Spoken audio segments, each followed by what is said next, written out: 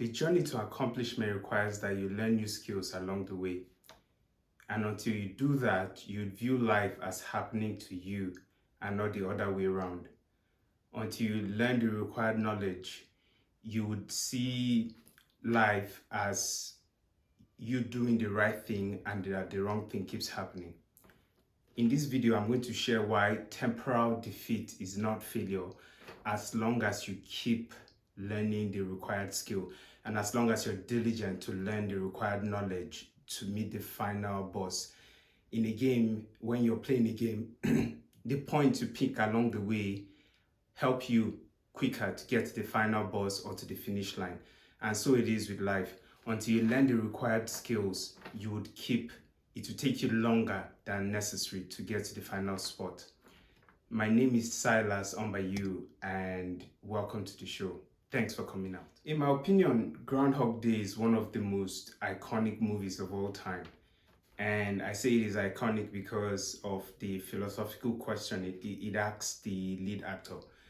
So the story is that a weather reporter who's very nonchalant, he doesn't take anybody at work seriously and he just comes into work with an attitude.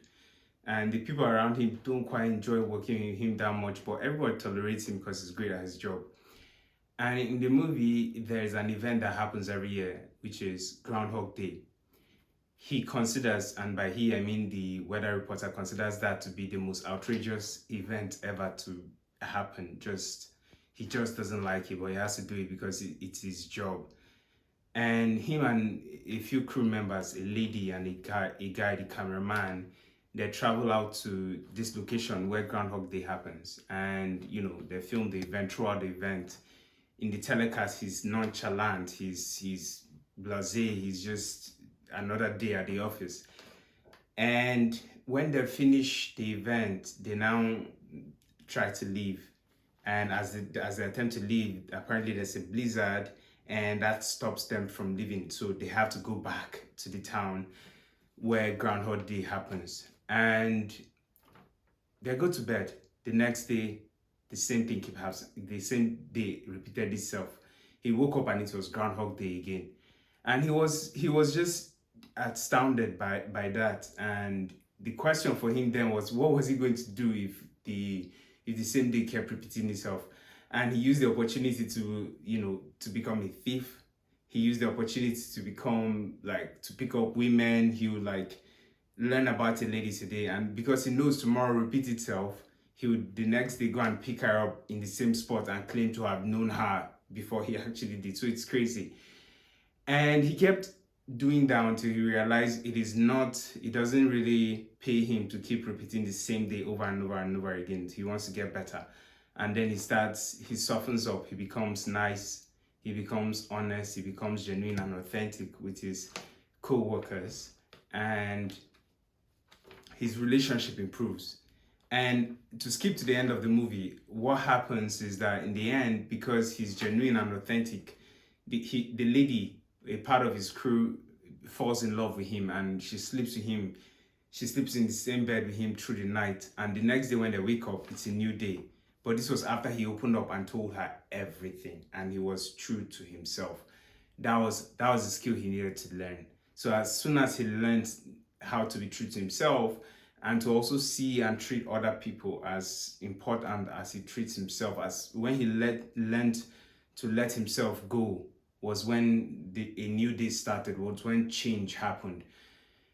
And it is so true for a lot of us. Imagine Mary. Mary wants to get into a relationship and she keeps meeting the same guys over and over and over again. And she's exhausted. But why is Mary seeking for a partner? Because her why is that everyone around her is in a relationship and she wants to be in one too. And that in itself is not a strong enough why to keep her to learn the new skill. The new skill she needs to learn is to change her perspective. What is it about the past relationships that have made her have made those relationships fail? And how can she change those things? And when she learns that skill, then she'll start meeting a different set of people, and she would have better relationships. And this is so true for every one of us, whether it's the case of a relationship or whether it is work. That until we learn the new skill, the we would be short of what we could potentially achieve as a whole. I like this quote by Carl Jung. Carl Jung said, an old alchemist gave the following consolation to one of his disciples: no matter how isolated you are and how lonely you feel, if you do your work truly and conscientiously, unknown friends will love and seek you. So the message here is that do your work truly and conscientiously. Because if you do that and your big goal is in work, the unknown friends will show up to help you. If your big goal is in your lifestyle, you want to meet new people, you want to maintain your relationships, whatever your big goal is, you would find unknown friends. Unknown people would seek you out and would want to be your friends. So as long as you're true and as long as you're listening to the true self, then you would always, the conditions will always be out there for you to learn and for you to move closer to the finish line for a project, for for taking a chance when it presents itself.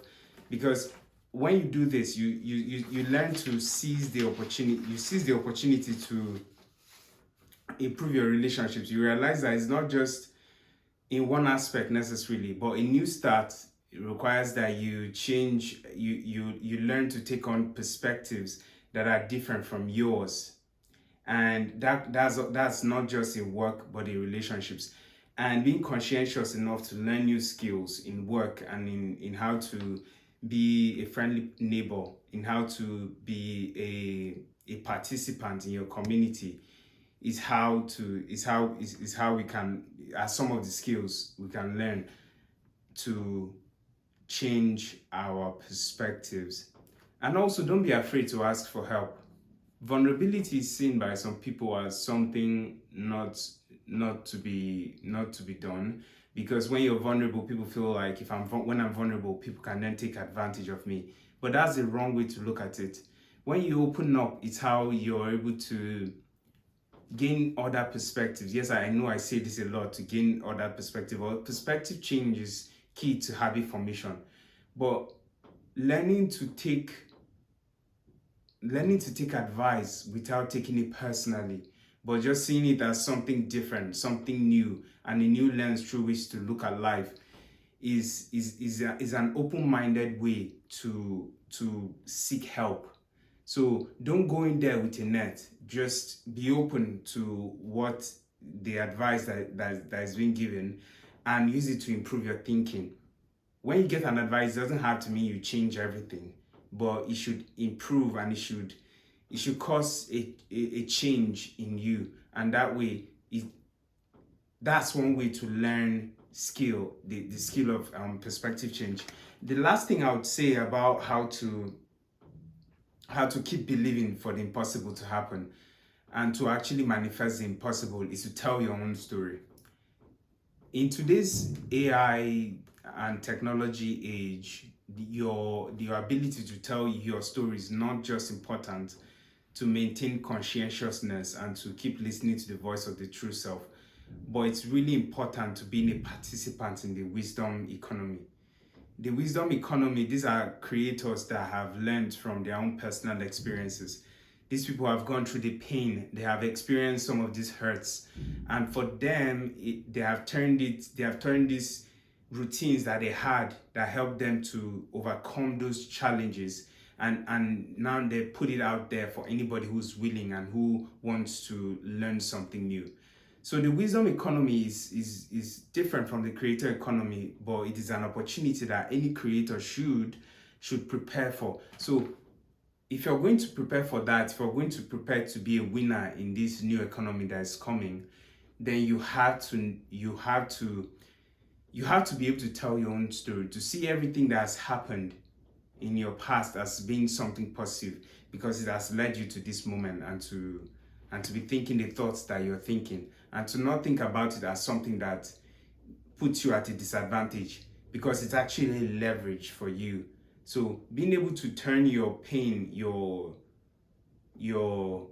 temporal defeat into something valuable is something that is real, and it only starts with you being able to tell your story. That's when you discover the ways to create resources, to create products for people who have been or would be in similar situations that you were back then. So to recap this today's episode, what have we learned? We've learned that being able to change your perspective is really important to manifesting the impossible. When you're able to change your perspective, it means you've learned a new skill. And until you learn that skill of being able to change something about how a situation is happening that you don't like, so be it in work or in relationship, until you learn the skill necessary, until you gain the knowledge required, you keep doing the right thing and it will seem like the wrong thing is happening. So being able to see for yourself that the impossible doesn't really exist as long as you keep changing your perspective. And also the second thing we learned is to tell your own story. No one has lived the same experiences like you. No one will live the same experiences like you. And if you learn to turn your pain and the knowledge gained in your experience well-being into a resource, that way you will not only benefit yourself, but you'll be benefiting the communities around you. Thanks for coming out, and until the next one, catch you.